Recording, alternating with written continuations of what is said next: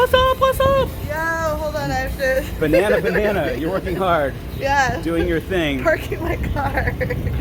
Yay, Park Mobile. Alright, by the hour and the minute. 2 hours. I don't know if we're gonna be out here that long, but we'll find out. Better safe than sorry. So, Oh, it's such a beautiful day. yeah, it's not bad. I can't wait to get in the sun. Yeah. Oh my gosh, and this noise. So, Hi, how's it going, guys? that used to be my cleaners. Was it? Cobblers and cleaners. Yeah? Yeah, I used to work right here. Did you have any cobbles done? I did, probably. Really? Clean it. How many cobbles?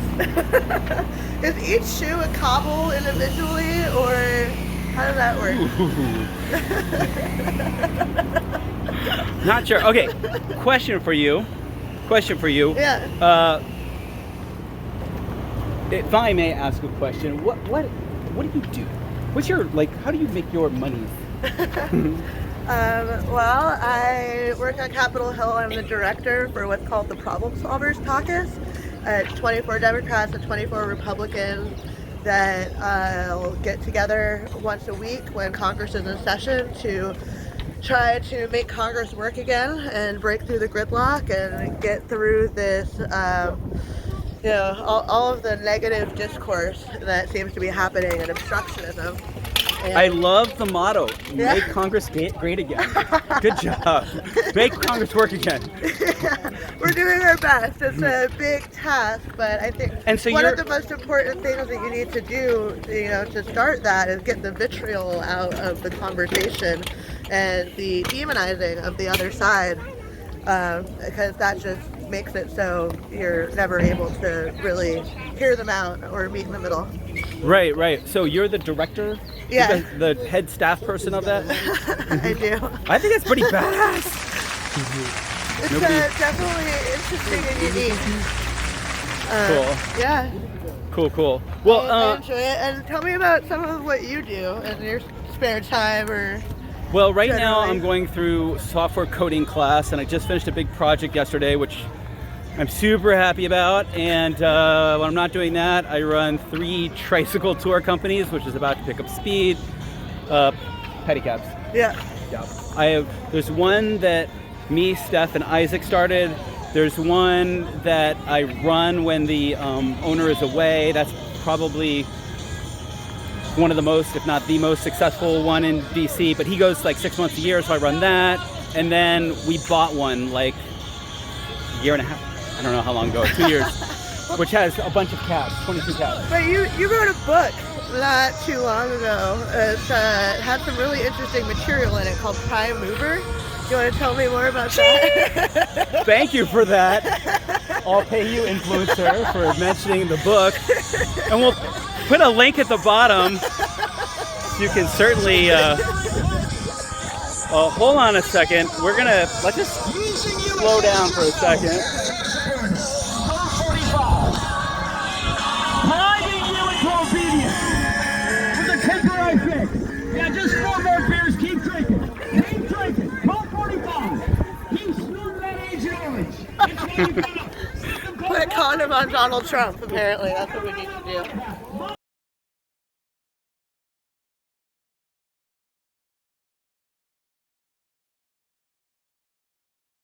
Right, we'll do our best Work here. with that.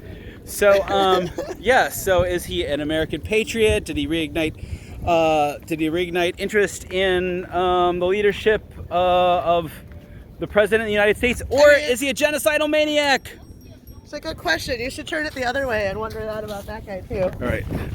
But you can't say that. You can't be on this asking that as a problem solver, right? Can you? I mean, I certainly can. I Can? mean, everybody is allowed to be critical of other people. It's just a matter of wanting to be able to be in the space to try to do that problem solving and find a solution, even with people who generally disagree with you. I mean, But do we you had need to be- Democrats met with Mike Pence this week in order to talk about the coronavirus, and we don't need to have a issue that's as, disastrous as the coronavirus in order to all come together to find solutions. Yeah, no, I've heard that Vice President Pence is also president of the Senate, right, is reaching out Yeah. across lines to make good things happen. Anyway, besides all that, Yeah. what else? What are we? I don't know. Do you want to? What are we here to talk about? We're here to We're talk talking about getting vitriol out of the conversation. What about and vitriol? demonization of Yes. the other side, which just honestly makes it so that it doesn't matter what they say, you already are imagining them to be somebody who's disagreeable, who disagrees with you and at some level your core principles. And unfortunately, like a lot of these issues are a lot more complicated than that. You can't presume that, just because they support Donald Trump or are a Republican that automatically they are against everything you stand for. Right. There's nuance to these issues. I concur. I mean, I deal with people who would consider them some Trump supporters in my daily job, and I would break it down to like 7 to 8 types of Trump supporters, and there is nuance. There's like some people who do it because he's a Republican. There's some people who do it because he's a conservative, and there's this culture war that they believe in. And then there's some people who do it because he's a bona fide celebrity. There's all these different things, and to say that it's one thing or the other, and that person is a bad person simply because they support one person as president seems kind of dumb to me. I agree, but I mean the way the politics is the conversation, the vernacular is like, oh well, if you can't just disagree on when a baby comes to term, right? You're either a baby killer or you hate women. It's not. It's a much more nuanced conversation. That's just one example, and unfortunately, sometimes it's really hard to find that area where you can like really talk to each other about what the underlying crux issue is. And I certainly see some of that in our community as well.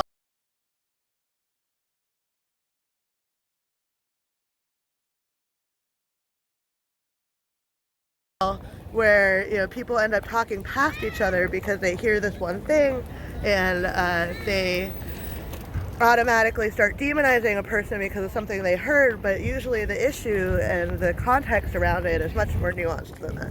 Well, that's interesting. And then I'm curious because a lot of that comes from two different places that I see. One is online, and the other is like people talking to each other in close quarters. And I think that when our community started, when the Burning Man community started, there really was less of of this online stuff. It existed, but it was a much more sort of new thing. And now it's kind of blossomed, and communication has changed. I think a lot of things have changed about the way we interact, we think, and the way we communicate. Is that your perception as well? Yeah, definitely. I mean, I love Facebook. I'm on it all the fucking time. And it's a great way to find out about what's going on. And honestly, I took a break from it in January. It was really hard. But I think, a lot of people are also using it in order to be able to, speak their truth and call people out for things that they see. And I see that interest in using it as a last resort to hold people accountable, but unfortunately there's no way in which we have resolution that comes out of that. It might feel cathartic for the person doing the calling out, but there has been like with Harvey Weinstein. Am I saying his name right? Yeah. He got called out. There was accountability for him. No. Yeah, and I think again it's a spectrum of when it comes to the issues, it's much more nuanced, right? Not every person who is creepy is a Harvey Weinstein Right. and needs to be held accountable as such. Right. And so, at what point when people are getting called out are you trying to take that conversation and understand exactly what the repercussions should be and how we should hold people accountable? Because ostracization, is that how you say that word? Ostracization. Ostracization. Is that not how things, heal? That's not Right. how we're able to work through things and get to a place where, and the goal is for I don't know, restorative justice and people to feel comfortable in their community, but also make sure that the community is not fractured in that process. Well, you say restorative justice, but not everyone's goal is restorative justice, I don't think. I think there are a lot of people who are like locked into this way of how we did it before, how society has evolved, the structures that exist, and they want punishment. They want to punish someone and they want to move them out, and they don't want restorative justice. And I think this idea of restorative justice is something of a new thing that we're talking about. Yeah. And I think it's something that could be very helpful to us as a community.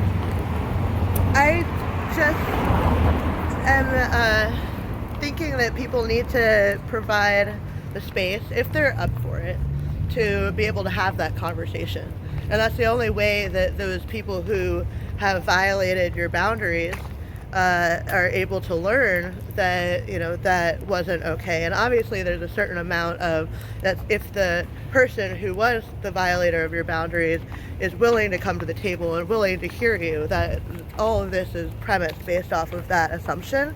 Because there are people out there who do have, you know, not very good intentions or are True. not willing to listen and think that they're right. And in those situations, I think that that certainly needs to be handled Well, differently. this Harvey Weinstein thing, that's the thing about him, why I think the call out worked and why it was appropriate in that With that case, situation. because he was so powerful and nothing else would work. And so you had to bring him down that way.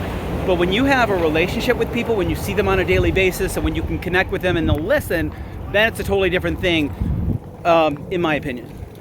Yeah, I agree. And when we're in a community where we're wanting to hold each other accountable and hold ourselves accountable, I think that that's one of the most beautiful things about this community, is that we're wanting to be the ideal community, right?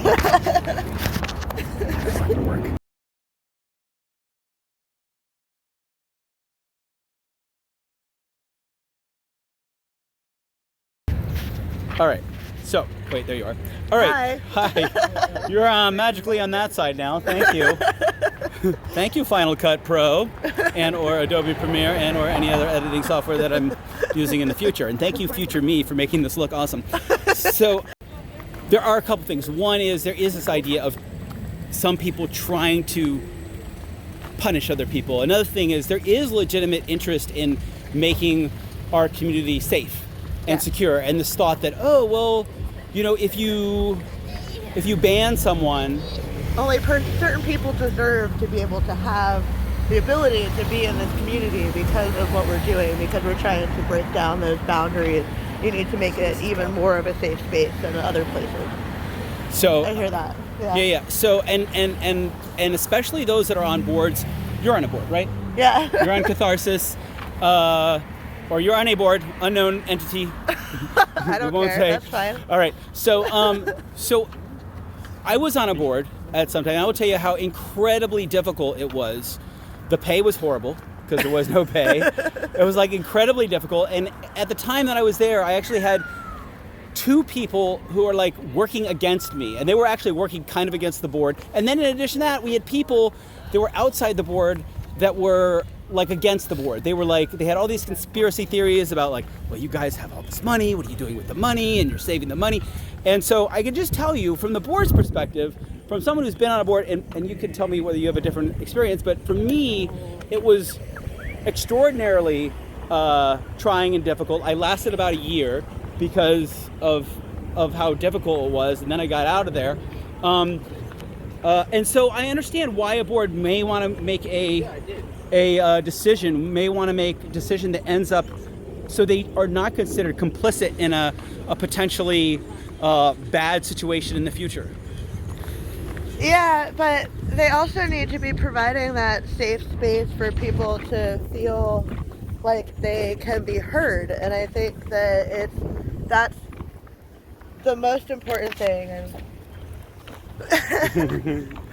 obviously, it takes a lot of spoons to be able to put together an event, and there's a lot of feelings and emotions involved, especially when there's been years upon years of doing this, and feelings that have been hurt and relationships that have been damaged.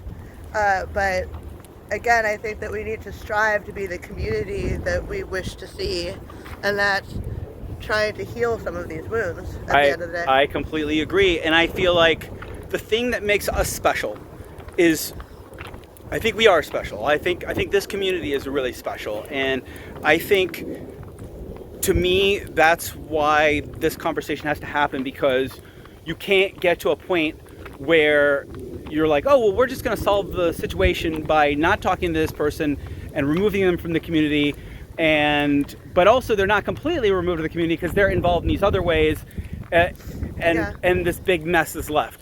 That doesn't end up helping anything, and we've certainly had that conversation in the Catharsis space as well. You're in the process of you guys are looking for trying to come up with a code of conduct. Is that right? Yeah, we have been looking at 14 different events, codes of conduct from all over the country. I've been very impressed by, the level to which they are detailed and similar but different.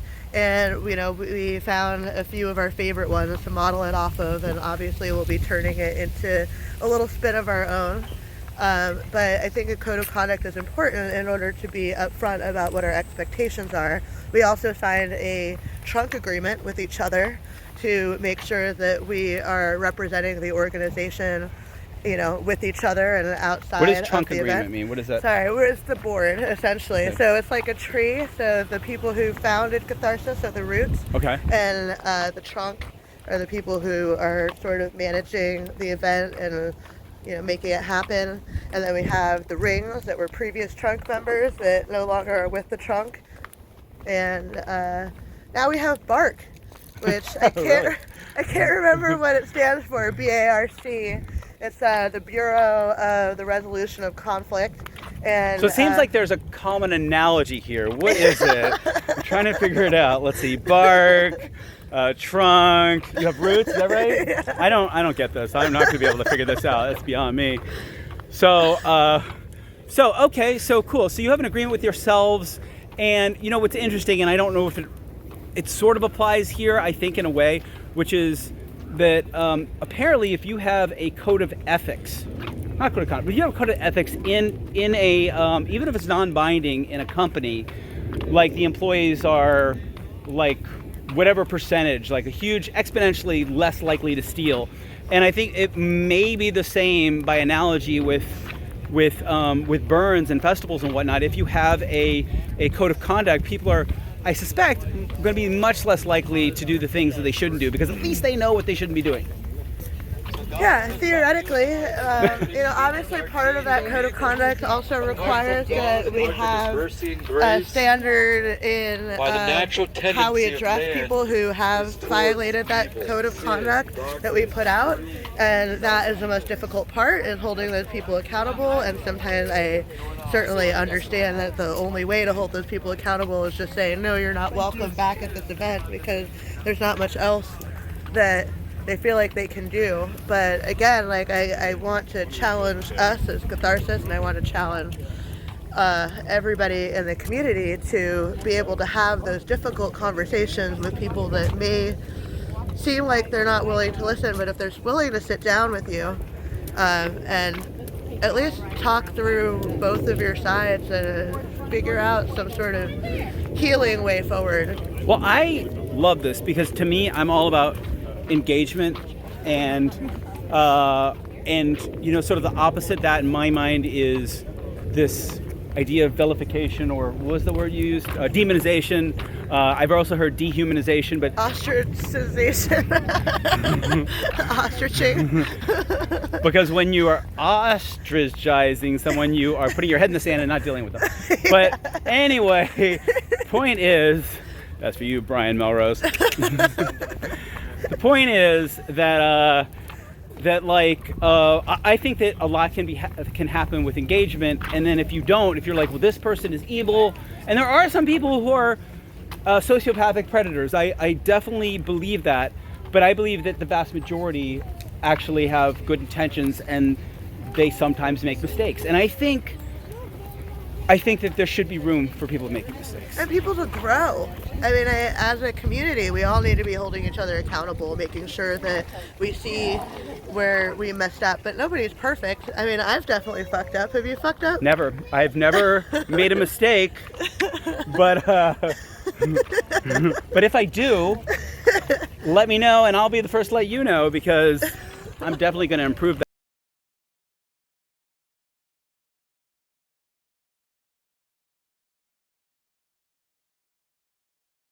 I've definitely screwed up. I've definitely made mistakes before, and like thinking back on my own mistakes, I'm like mortified, like actually thinking about them.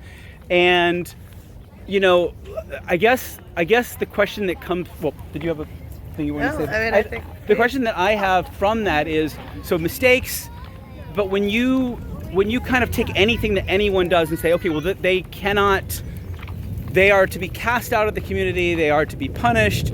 Then, what's their road back in? Well, or should there be a road back in? Well, should there be a road back in? But from that, the question is, how does that jive with this principle of inclusion, radical inclusion?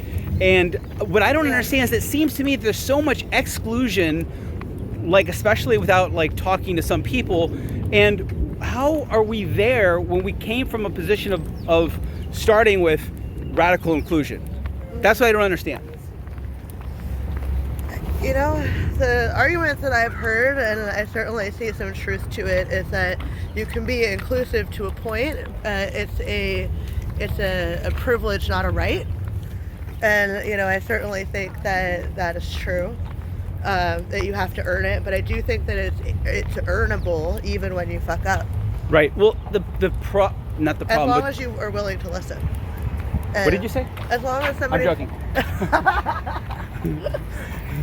So, I mean, I guess my thing is, because we're in multiple communities.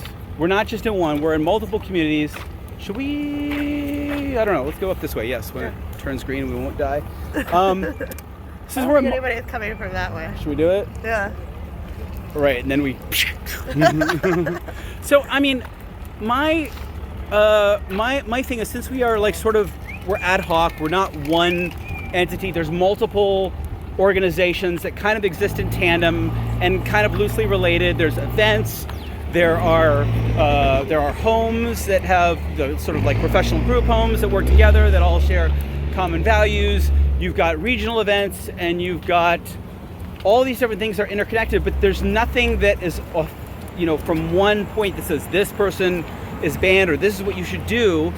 So because of that, what you have is you have people that are, and I've seen it and I know it, like if you have people that are excluded, you can actually you end up with what are essentially cliques. People are like this group over here, because people know they're excluded or they are explicitly excluded, which I don't think is ideal either.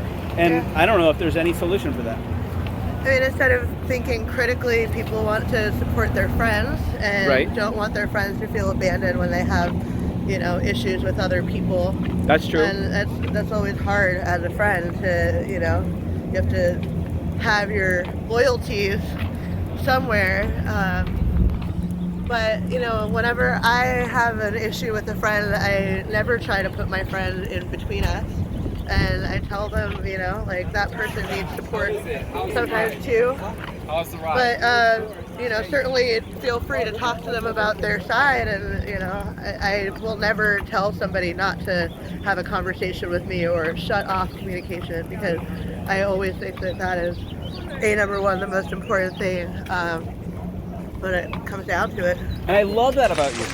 You're a rock star. I love that about you. And there are certain key people, like, they, like you, and there are others that, like, they are open. They are open to discussion from anyone, and they're open to seeing what happens with their own two eyes, but they're also supportive of their friends. So that is amazing, by the way.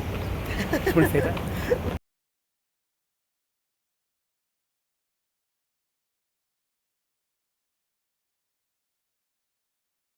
What do you mean? I mean, I really appreciated that you put all of that work into that book. Yeah. And I think that's like important that you're understanding like leadership and working in communities and community styles, and I feel like that's everything that you talked about in Prime Mover. Well, I was thinking about that book today, and I was like, well, why did I do this book? And like part of it was because it seems like a lot of that information like people didn't have. Like somehow I got this information, part of it just, I don't know, whatever it was. And I was like, okay, why aren't people getting this basic information? And so that is kind of like a work of love, I suppose.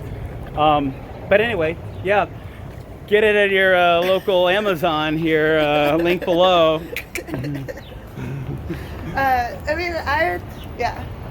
I really appreciate when people pour themselves into the things that they're passionate about. If they don't see something in the community or out there in the world that they like think needs to be there, it's like from their brain, and maybe we need to challenge ourselves to put it out there. So, by the way, we may have some interesting, it may be interesting getting through the security. We're going to try our best. But, question for you. What is the Communicator Incubator? Can we sit down and do this? I would appreciate. Sure, yeah. All right. So, here's the Looks place. like nobody's here this weekend. No one's here. No one comes here on the weekend, which is great. I love this place on the weekend. Like, no one's in here. All the conference rooms are available. Yeah. So, what were we talking about? Something, blah, blah, blah. I don't know. You were asking me a question, like as we were coming. Oh, in. yes. I was asking you, what is the Communicator Incubator in your mind at this moment? I know it might change. I'm imagining that the Communicator Incubator is really just trying to provide a space for people to talk about how they want to have that conversation. I don't know. Do you know? Like, I feel like there's a lot of this interest in restorative justice, or at least having a healthy way to work through when there's conflict in the community in such a way that it doesn't fracture the community, and people still feel heard, people still feel like there's accountability, but how do we do that? I don't know, and so I want to be able to provide a way for us to talk to members of the community about their ideas, and maybe nothing prescriptive, obviously, because like I said, I don't necessarily have any of the answers myself, but I just feel this hunger for being able to have that sort of process or space. Right. So I think I agree, and I think eventually we will hopefully find some rules of thumb, just like you guys are looking for code of conduct. Maybe there will be ways that people realize are better ways to communicate. yeah. This is my stuff right here. I mean, all of that has to be predicated on trust and being able to have some buy-in, with people, which is why I'm, very forthcoming about the fact that I don't have the answers. But I feel like together, I mean, we all have such different backgrounds and such different expertise and such different approaches and perspective that I think that we could definitely figure it out if we provide that space. Cool. Is it something that everyone could be involved in, and how did they get involved, or is that not quite sussed out yet? I feel I like the name, by the way. Yeah, Communicator Incubator. Well, because then you could have so many different plays on that, right? It's the incubator and the communicator and the violator and the perpetrator, but then you also have the accountabilitator, facilitator, ostracization-nator.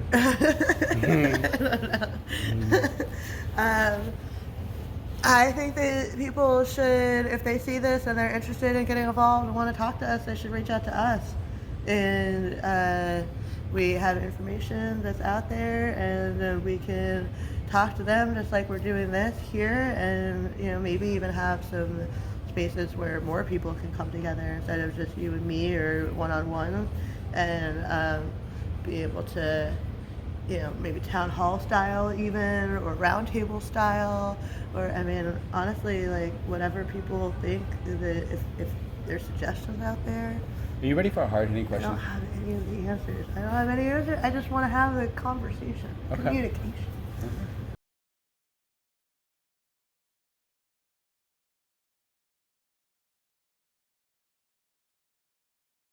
All right. Well, are you ready for a hard-hitting question? All right. So one of the things that I put down on as a potential thing to talk about was WhisperNet, which is like kind of like the internet, but people talk. Don't talk about it. Whisper. And so here's an example. I don't think I actually explicitly told you I was going to ask you this in advance, but so we've known each other for how long? Over 10 years now. What? Really? Yeah. Okay, so we've known each other for a long time, and we know each other we've, as far as I know, we've never shouted at each other. Like, we've always gotten along fine. Essentially, friends? Mm-hmm. Yeah, we're friends. I would say we're friends. I would say we're friends, right? I mean, it's silly. It's like, how It do you... took you 10 years to figure out that we're friends. No, I know that, but like, how do you gauge like what level of friendship someone is?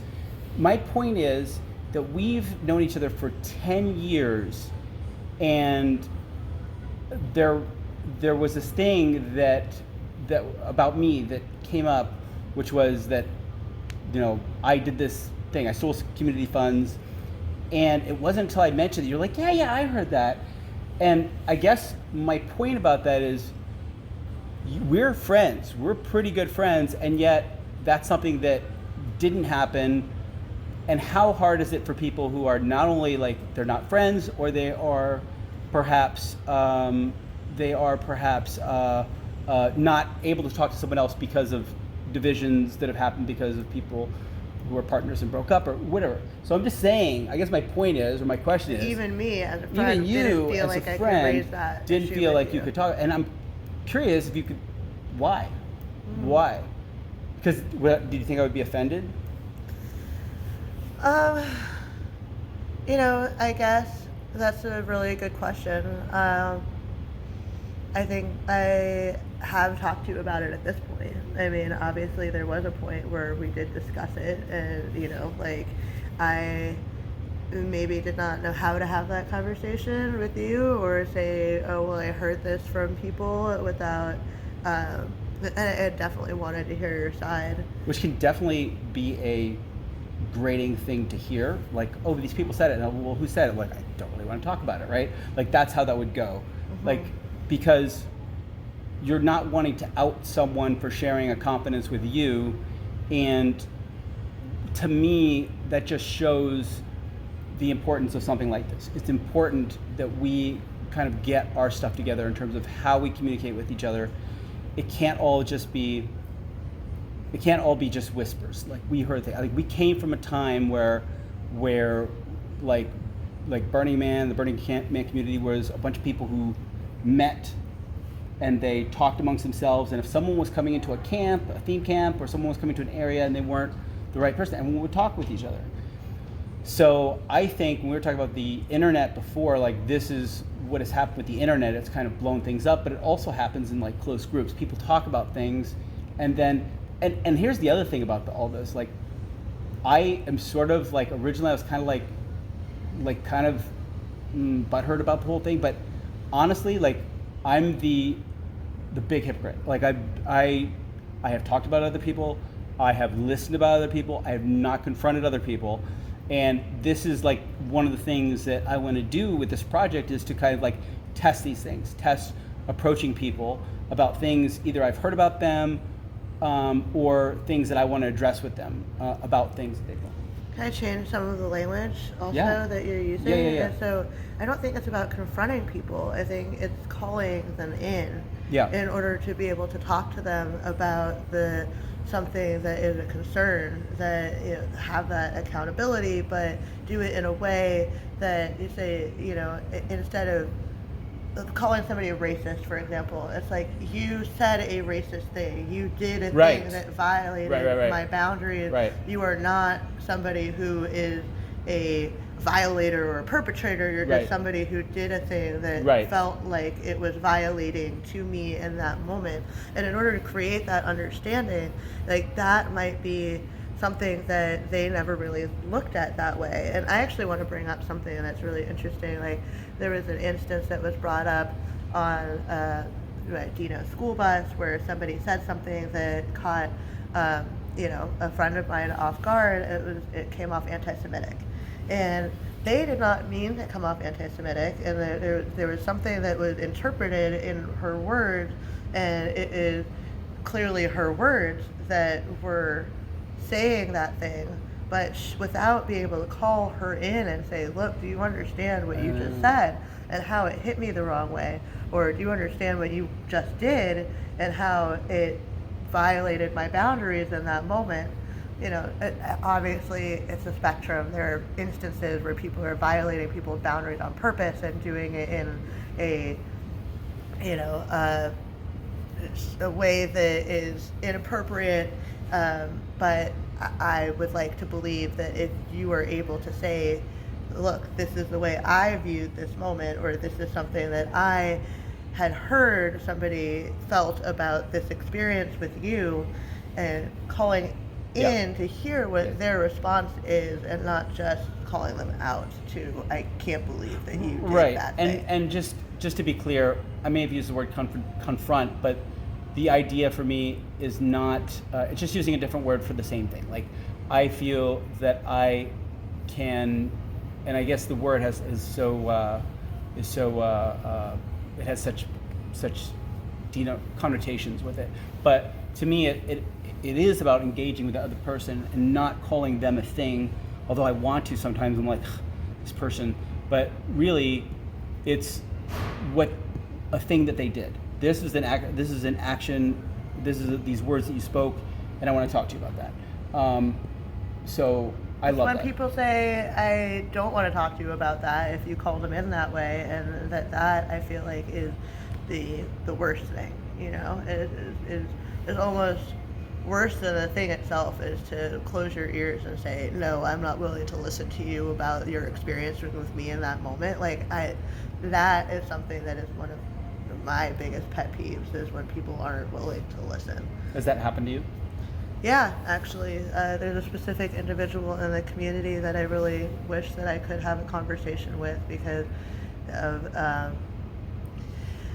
just a conversation that I had with him that I have apologized for, and I want to create understanding there, and he has cut off all communication with me, and it hurts very deeply. Okay. We're not going to mention names. Just joking. Cut that out. We'll cut that out.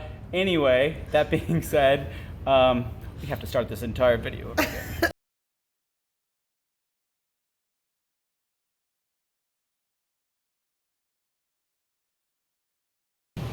Go ahead. Yeah. Rolling. Ready? Okay. You were having here, I'll go over here. All right. Okay, so you were having a conversation with someone. Yeah, I was having a conversation with someone where they were adamant that people, have bad intentions, and even if they don't have bad intentions, they need to be held accountable, and the only way to hold them accountable is to ban them and not allow them amongst the people who are needing to have a safe space with us in our events, in our burns, in our... and I just was trying to explain that what happens when that happens to you, right? Wouldn't you want somebody to come to you and provide a safe space where they were interested in your perspective? And like I said, we all fuck up. We all have instances where maybe it was misinterpreted in that moment. Things, misconceptions are misconstrued. Sometimes there's gray area. Sometimes our words come off not the way that we intended. And obviously intention isn't everything, but I feel like, especially with the racism and things of that nature that have been coming up in Catharsis as well, I've been trying to learn and wanting to hear sometimes how my words have impact. And something that I said once in that space too was, you can't just, everyone can't assume best intentions, because then that's an excuse for racism. You can say, oh, well, they didn't mean to be racist, but if their words were racist, like, that's still racism. And so something that somebody does can violate somebody's boundaries. It can be hurtful. We all do things sometimes to hurt people in those moments, even with best intentions, but the only way to be able to hold them accountable is to be able to have that conversation, so in the future they don't say that racist thing, they don't do that thing that violates people's boundaries. And I don't think that people learn from being ostracized or being banned or being, they just end up getting even more butthurt and not really understanding the core of what the problem was. All right, so this is no laughing matter, but this is important stuff. So the thing I wanted to say about banning is, to me, it doesn't work. Yeah. Like, most of the time. And for one, it doesn't work because there are all these other different places, different events and whatnot, and they all have different policies, so you could be abandoned. One, you as a Duocracy member, a member of Duocracy, you can create your own event. So it's never worked, as far as I've seen, for the community. Maybe it's worked in an event, but it's never worked in the community. And as a matter of fact, I've seen it create more division than anything else, because there seems like there's this interest in not engaging. Well, and trust me, there's been plenty of people who I think, like, I sometimes it makes me cringe to see their name because of something that I feel like they did, and I've been wanting to, like, not interact with them anymore or ban them, but deep down I know that's not the answer. Wait, what do you mean? You say there's people and you see them and they're cringeworthy and you don't want, like, what's going on? What are you talking about? I mean, sometimes the situation is that's not the way to address it properly. Like, the way to address it properly is, again, to call them in. And I have personally, even sitting here to this day, having a conversation about how important I know it is to call people in. And when I see things that they need to be held accountable for, I still haven't done that with certain people that I feel like I wish that I had. But I also wasn't able to cast them out either and say that they didn't deserve to be a part of a thing. So they're in a limbo status with me, but with like, you. That's who am I to raise that and be like, well, they don't deserve to be amongst us anymore. They don't deserve. But they did something that you saw, or that harmed you, maybe? Or harmed a friend of mine, or, and it's so hard to figure out how to handle that situation in a way that's constructive, in a way that everybody comes out of it feeling good. In some situations you can't fix, but ostracizing isn't the answer. Well, you said calling in. Calling in to me also implies, like, you are kind of like talking at them. Like, but maybe I'm wrong on that. Like, is it also a conversation to find out their perspective? Like, maybe, like, I'm not saying your perspective was wrong at all, because I have no idea what the situation was. But is that part of it? Seeing what their situation was? I think is it's important to, when you have those conversations, to be in a place where you're willing and able to listen. And there are two sides to every story. At least, a good lawyer, Monster, told me that one. And they say there's one side, there's the other side, and then there's the truth. And I firmly believe that. It still doesn't make it any easier sometimes to be able to have these conversations, and we need to, even in that situation, try to find a safe space in which both parties feel interested and comfortable to be able to come to that conversation. And so it's about finding the people who are good facilitators, or who are willing to hold that space. And and then we're here where it still hasn't happened.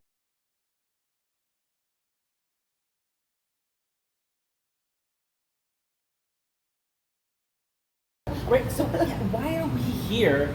Why is full engagement and restorative justice not a thing in our community yet? Like, why isn't it? Like, it should be the thing already, right? Like, it should have happened. Like, I should be able to stop read and frame. I think so. So yeah, well, so why hasn't it happened yet? Like, it feels like it should have happened. That's why I guess we're trying to make it happen, because I think it could. I believe that can exponentially make us a better community. Like, it really could, because then you could get the other sides. You could have them engage. You could have someone mediate, and it's almost really like basically what Rangers do. It's basically what Rangers at Burning Man Yeah. do.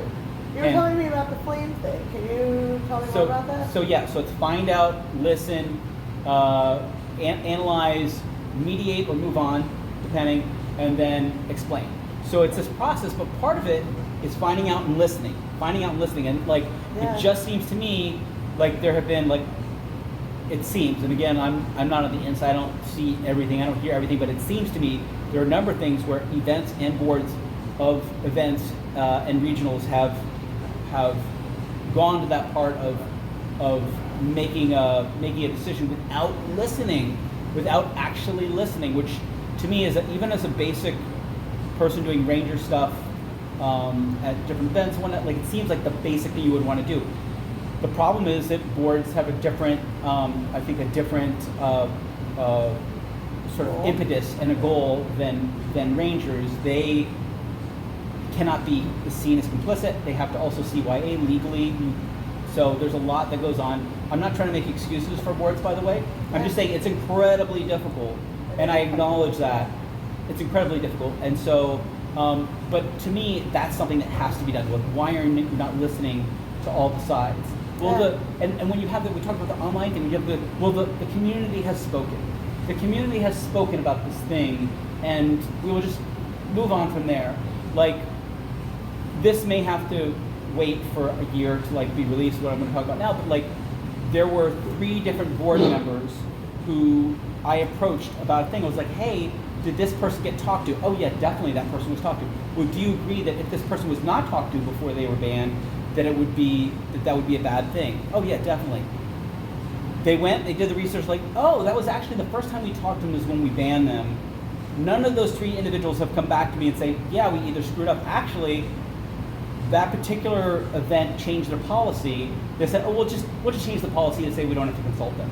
So when you were talking about those 14 different things you looked at, that one event just, like, changed their policy because they wouldn't have to talk to anyone. I mean, to me, it's crazy. It's crazy. And anyway, what is this? Disappointing. It's disappointing, but it's also not the worst thing in the world. Like, it's something that can be recovered from. The problem is also that these boards, like, they feel like they are under attack. Like, I've seen it. And they're all volunteers. They're all volunteers. Giving their time, and it takes a lot of food and a lot of time and a lot of energy. They're all to be volunteers. Working through all of these things. And they're trying to survive as well. And so, like, when you say, when you have a situation where, like, the board gets attacked. Yeah. Which, like, so I've seen a board called out. Like, they did not make a strong enough decision. They didn't do a decision that was in the interests of the community, and the board gets called. So the board is kind of like wanting to make sure that they make their own decisions correctly, and they have to be very careful. I mean, yeah, as a member of a board that we were talking about earlier, I think that it's very difficult to know how to work through it. It ends up being a he said, she said, and whose side are you on, and especially, like, in resolving that, you know, it's one person ends up feeling like you're against them, and the other person, you know, if they don't get their way, like, feels like they're not being heard, and then it's just, like, devolves. And even if you do provide that space where the people feel heard, sometimes if the result isn't what they're wanting, then, you know, they're very quick to just say, well, they didn't get the, you know, they're quick to call out the board, I think, instead of recognizing that they tried to have process around it, and they might not end up agreeing that, I mean, you have to end up coming to a decision that, you know, not going to either make either side happy. Like, there was recently a situation in our board where both sides came away from it feeling sort of unsettled about the way that it turned out, and unfortunately, as a lawyer by trade, as somebody who's done lots of negotiations, the solution is honestly the one where neither side comes away feeling satisfied sometimes. Like the Solomon thing or whatever. King Solomon splitting the baby. Yeah. But that actually was a litmus test because the person who cared about the child more was the one that said, no, I would rather the child live instead of being split between us. You don't want to have a baby? It seems like it would be a great thing to have around the house. So Not half a baby though. what? Not half a baby? Not half a baby. A whole baby. No, I'm just saying half a baby. Like you got half a baby, I got half a baby. Like it'd be so good. Anyway, babies are not productive anyway. So point is, but that brings up another thing, which is that for a while there, what boards would do, what boards and events would do is they would only deal with an exact thing that happened at their event, and then if something raised to a certain level, then they would kick him out of the event if they could determine that someone. These days, and I'm not saying it's a bad thing, and especially if we're dealing with communities, I think it's a good thing. We have to address things that don't happen at events. Like we're a community, we're a gestalt that's beyond this event and this event and this house and this regional. So because of that, we have to. I feel like something has to. We do have to think about things that happen outside the event.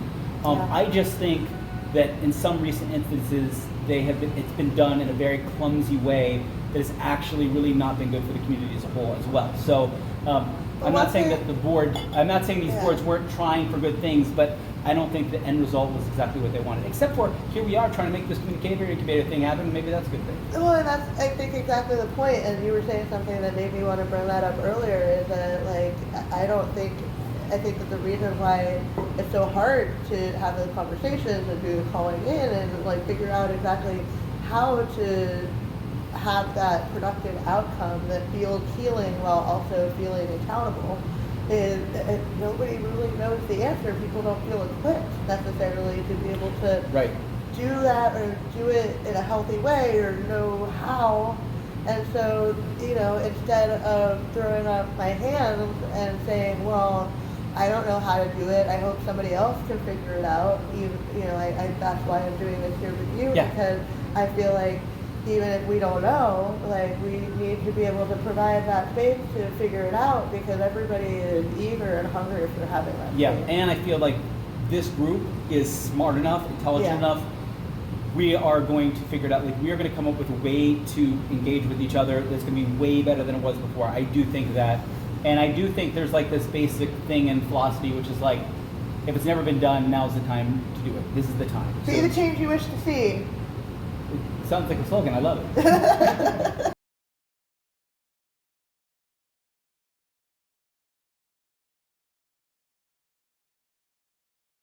I like the glass is always half full.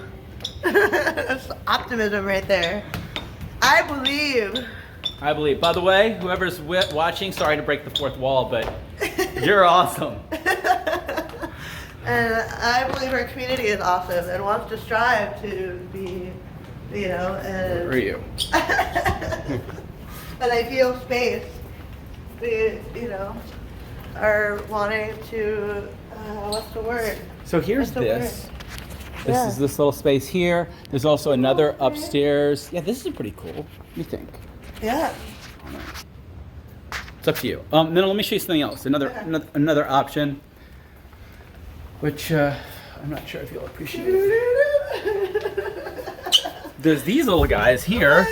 Okay, Here, bye. wait. Bye.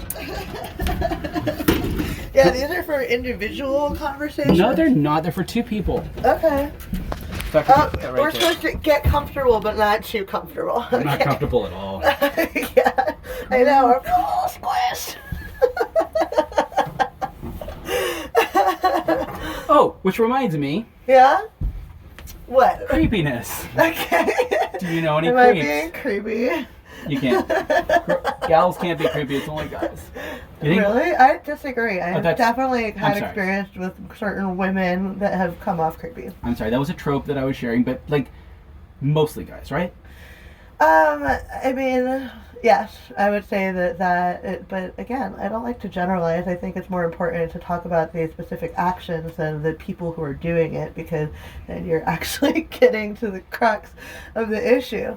And so, I mean, I think that, like, there's a lot that can be said about body language, like doing this, and if, like, you were to, I mean, that you would notice, but, like, some people don't pick up a body language as easily, and so sometimes it's like, I mean. Can we say then, I do think there is something about the sexes that's different. I feel like women will get creeped out by men more than men get creeped out by gals.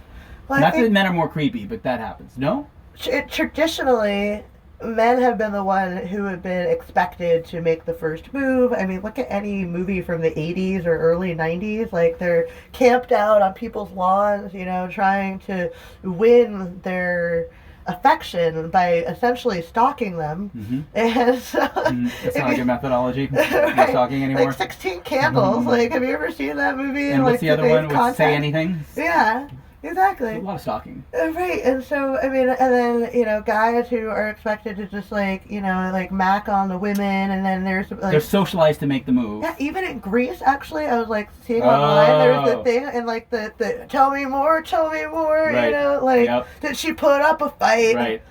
Like... And then also the other side of it, although it's not really creepy, but like, what was it that she said? She said something that implied basically she was a gold digger. So, like, horrible tropes. But anyway, that's beside the point. That was the 70s, 80s, and 90s for you. We're done with all that.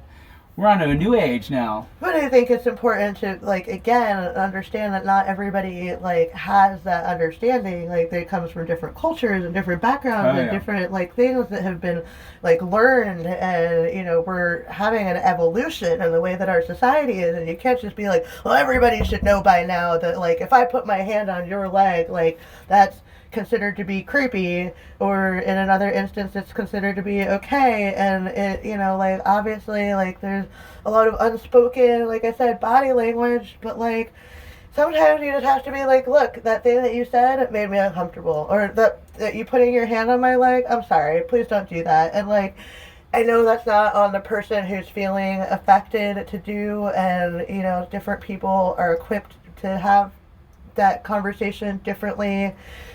Right. But I think the more conversational and communicative that we can be about, like, is this okay? Is this okay? On both sides, it's, like, going to be the best way forward, instead of, like, oh my God, I can't believe later to your friend, like, he put his hand and that was so weird. And, if you're not telling somebody in the moment, and also the person whose hand it is, if they're not asking to put their hand there, like, it's a two-way street. So that is I'm with you all with all that, but and no buts. And it's like the person that's making a thing happen. Like, someone tries to make a thing happen, and whenever someone makes a thing happen, they have the perception of being considered a bad actor in some way. And one of those ways could be considered, okay, that person's a creep. So essentially, one of the things, and do you know people who have had creep-like behavior? A creeple American? Definitely. I've had friends who have, crossed boundaries with me before, even, but I have tried to have the conversation with them either in that moment about how that felt uncomfortable to me, or later. And they have always been very much like, oh, I'm so sorry, I didn't know in that moment. And also, I feel like this is something that's important in this community to address, because there's so much opportunity, I think, out there to kind of, push boundaries in certain ways, where sometimes it feels comfortable and sometimes it doesn't. Maybe healthy ways sometimes. So healthy ways, exactly. Like, if you're in an instance that, you might see the possibility for something to happen. Like, people don't always necessarily know how to make it happen, or if everybody else is on that wavelength. So some people might try to make something happen. And so it's about checking in with each other. Yeah. And I think maybe part of what ends up being considered creepy sometimes is the lack of feedback. The lack of feedback loop. So that means that person, there's feedback, but that person is maybe unable to interpret it and go, that's what that is, back off a little bit.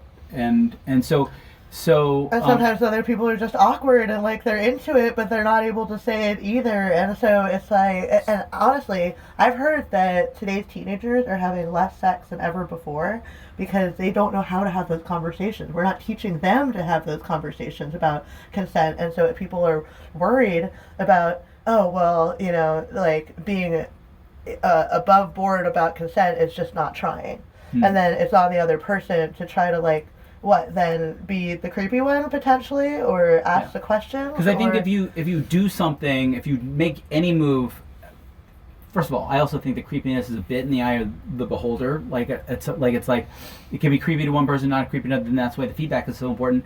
But if you make a move and you are someone that the other person doesn't feel that you're entitled to make that move, then they will maybe consider that creepy. And if it's like, oh, well, this person is entitled to make their move, even if I'm not into them, it's more of like they're a frat boy or a bro or something. It's like there's lots of different names for all the bad things that someone can do. Creepiness is one of them, but creepiness is a very, at least in our community, I think is a very negative thing to be labeled as, because it is also associated with, and it's a connotation, weakness. Like this person is weak, so they have to creep in order to try to get the thing that they want. And never thought about it that way, actually.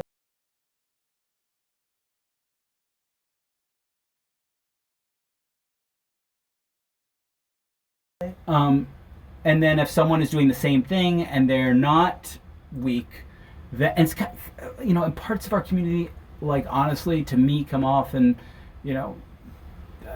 little bit as like a dog eat dog. It's a survival type of thing. It's like, it's, and we won't say it, but it's like who has a certain amount of swag, Clout, yeah. swag, clout, whatever it is. The good thing is a lot of that clout comes from what you do. Like you do something, you go out and you make something happen, you make a camp happen, you put a camp up, you do a thing.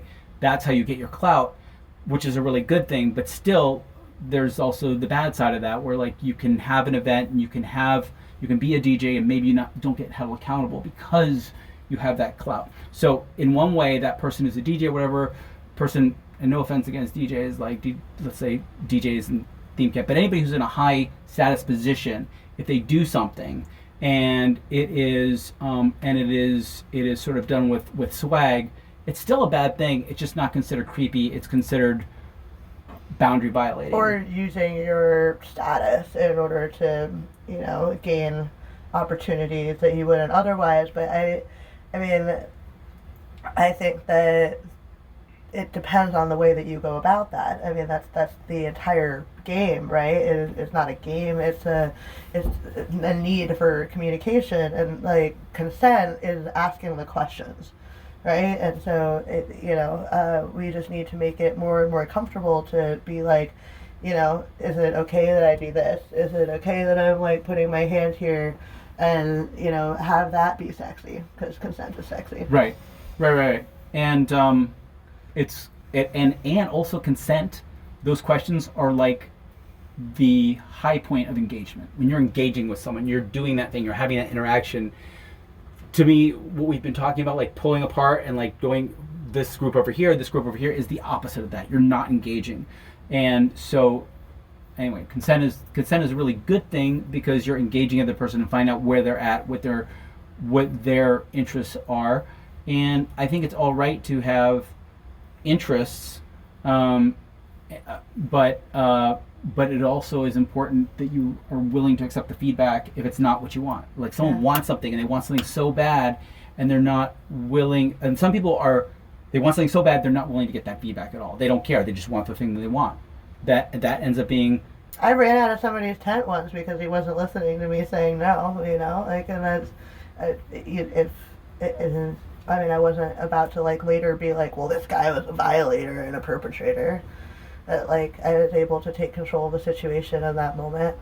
Yeah, and that's the type of thing. Like, if you, I don't know what the situation was, but like that's the type of person it might be worthwhile having a chat with later. And later, and then even determining like, is this the type of person that belongs? Like that's the type of person. If they're doing that, then are they doing it on a ongoing basis? And are they the person? If they can't listen to the correction of, hey, when someone says no, you have to listen to that. Yeah. Then maybe they do need to be banned and excluded. Well, and it's really interesting because, if you poll a room full of, men and women, not every man is going to be somebody who's violated people's boundaries, but every woman has experienced a man at some point violating their boundaries. And it was, I can't remember exactly where, but there was a really powerful moment where somebody was like, so who here, has had their, boundaries crossed? Every single woman put up their hand, and the men were like, oh, because so often, like, you see the Me Too movement and, like, taking people down, and men are like, oh, well, that's not me, or, like, it's, like, this is getting blown out of proportion. My thing with the Me Too movement is, yes, it's important to definitely, it's definitely important to hold those people accountable and be able to have those conversations and call them out in some way that they're able to hear it, especially a Weinstein that you were saying, where he's so high up that was the only way to get through to him. But also, like, not everybody is a Weinstein. There is a spectrum. In the cases where some people are creepy, in the cases where maybe that guy, it was late. It was like 4 or 5 in the morning. He, was intoxicated. He, there is a situation where I did come back to his tent with him to begin with. And maybe he was under the assumption that I wouldn't have done that if I didn't want to go all the way. And I just wanted to cuddle, but he wasn't listening, Mm-hmm. So in that later instance, I'm imagining that conversation with that individual could have been like, well, I don't know, and like, and yes, I heard you say no, and but it's there's some gray area, I think, in some of these where there's no malicious intent. But there is a need to be able to have that conversation and work through it, and not just ban that guy because he was intoxicated at 4 a.m. and didn't necessarily like feel equipped to like have a conversation in that moment. Like, clearly I ran out because I didn't converse either. I was just like, no, and it's just like, it's hard. It's really hard to communicate in those spaces. And yeah, I don't know what else I'm trying to say. Well, thank you for sharing that. And I was that guy. Twist at the end. I'm so sorry. And I think some guys I've heard so many stories about really great friends of mine, really incredible people who have had situations where people have said that happened by them. And the great friend has done the advance in a way that didn't listen to the no? Yes. And I would like to believe that friend had no malicious intent deep down in that moment. Like, there's clearly some gray area in the situation and how the communication was happening. And that communication broke down. And, we can't just ban everybody that had some sort of awkward interaction at 4 a.m. or whatever. Like, it's an ongoing discussion. Yeah, I agree. Thank you.